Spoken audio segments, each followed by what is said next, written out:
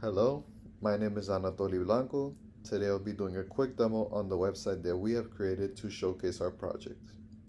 So beginning with the home page, here it gives us a little overview about what our project is about and the benefits of using a Python-based automation engine. And if we scroll down a little bit more here we provided topics that are covered within our project, and if you click on either one of these icons here, it'll take you to a page in which these topics are discussed about and gone more into depth. Now we're going to go to the About page, and again, you could click here, or you could click up here, and it'll take you to the same page. So we're going to click up here, and now we're on the About page. And here, it talks about what a Python script does, the benefits of using a Python script in an automated environment, such as for configuration tasks and SSH and COM connections across all networking devices. And if we scroll down a little bit more here we've provided with the Python SSH automation script, as well with the steps and the code provided. So here we have define your device settings with the code provided. Step 2, connect and run commands with the code provided. And step 3, extend to multiple devices with the code provided. Now if we scroll down a little bit more, here it talks about why we use Python for SSH automation here. Now if we scroll back up and click on switch 1,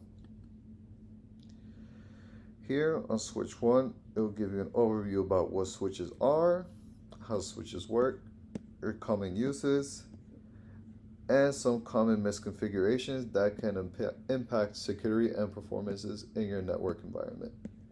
You see here, we provide everything here. Now, if we scroll back up, we click on router. Here on the router page, just as the switch page, it gives you an overview about what routers are, how they work, their common uses, and as well their common misconfigurations that can impact security and performance.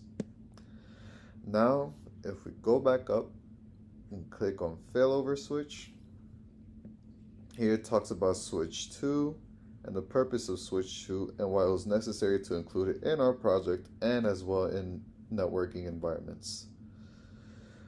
And if we scroll down a little bit more here it talks about how switch 2 serves as a protection for our network when switch 1 has a failure, such as providing things like load balancing, automatic failover, isolated failure domains, and etc.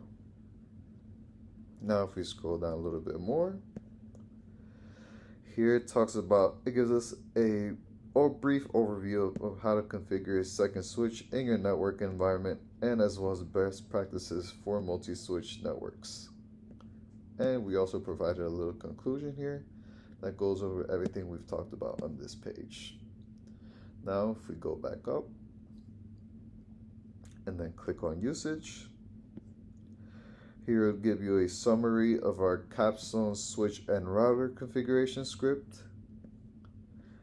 And if we scroll down a little bit more, here we provide an in-depth guide on the software and hardware requirements needed to implement a Python script.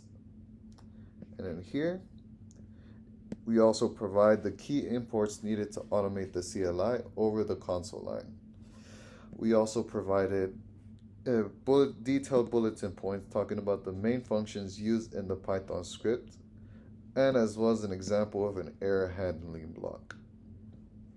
Now if we scroll down a little bit more, here it gives us a network design summary and what our automation script configures on the switch. So here we'll configure the host name and management interface, VLANs, port assignments, and demo credentials. But demo credentials is only for lab purposes only.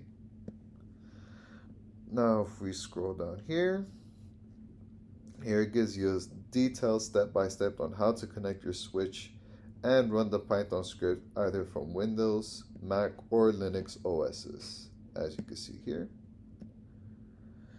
And we also provided an expected output when the script starts, and as well as a way to verify that everything was configured correctly. you could input these commands on any terminal. And then finally, if we scroll down a little bit more here, in this section that talks about how to customize switch configurations from within your Python script by adjusting the command inside the configuration switch function, as you can see here. And that is everything. And we're just going to hit back to the top with overview. And that's everything. Thank you for your time.